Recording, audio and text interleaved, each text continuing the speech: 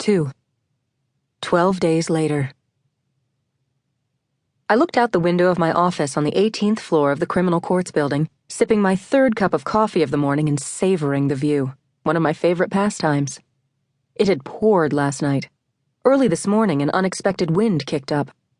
All vestiges of smog were wiped out, bequeathing to the citizens of LA an uncommonly sparkling day. I watched the sunlight dance over the leaves of tall trees whose branches whipped to and fro, threatening to crack the heads of those scurrying up the street toward the courthouse. "Rachel, don't you have a preliminary hearing on that arson murder in Judge Foster's court this morning?" asked Eric Northrup, my boss and the head deputy of the Special Trials Unit. As with all cases in special trials, my arson murder case was that ugly combination of complex and high profile. Proving arson is seldom as simple as it sounds. You have to rule out all accidental and natural causes, and frequently the necessary evidence burns up with the victims, who in this case were the elderly parents of the murderer. The press probably wouldn't hang around for the preliminary hearing, but they'd been making noises about wanting to cover the trial. And that meant I'd have them breathing down my neck, while I slogged through the reams of testimony required to stitch together a million little pieces of evidence, praying that the jury didn't get lost along the way. Fun. But ever since I'd joined the district attorney's office 8 years ago, I'd dreamed of being one of the few hand-picked deputies in special trials. And this kind of gnarly beast of a case, which swallowed up any semblance of a personal life, was exactly what I'd signed up for. "Yep," I replied. "My motto? Keep it simple and never offer more than the question asks for. With a little luck, the questioner gives up and goes away."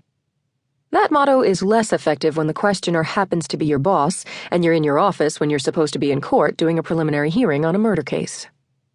Eric put his hands on his hips and looked at me expectantly. "I know you hate waiting in court, but—" "I hate waiting in general, but I especially hate it in court, where you're not allowed to do anything except sit there and watch proceedings so boring they make you want to bang your head against a wall." I held up a hand. "You don't have to tell me," I said. I'd heard that Judge Foster was on the rampage about having to wait for DAs to show up. But he's got another murder on the calendar before mine, so I've got— At just that moment, my phone rang. I motioned for Eric to give me a second as I picked up. It was Manny, the clerk/watchdog in Judge Foster's court. "Rachel," Manny whispered. "stop eyeballing the calendar and get down here. Are you out of your mind? You know what'll—" I refused to give Eric the satisfaction of knowing I was already on the verge of being chewed out, so I did my best to put on a relaxed smile. "I'm so glad you called," I said cheerily, as though I'd just heard from a beloved sorority sister, which it might have been, if I'd ever joined a sorority. "I was hoping we'd get a chance to talk." Manny, momentarily nonplussed, sputtered, "What the—" I mouthed sorry at Eric and again smiled pleasantly. Eric raised a suspicious eyebrow but moved off down the hall. I waited a couple of beats to make sure he was gone, then curtly answered, "I'll be down in 15 seconds. I snatched my file and scrambled out the door, strategically heading for the hallway less traveled.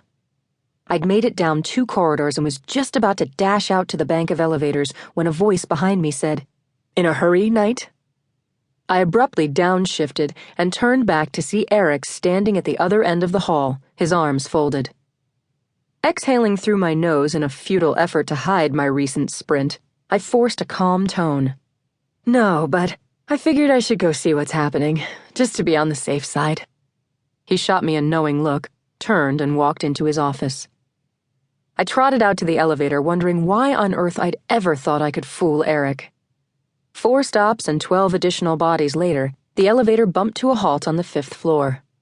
I pushed through the shoulder-to-shoulder crowd and made my way to court.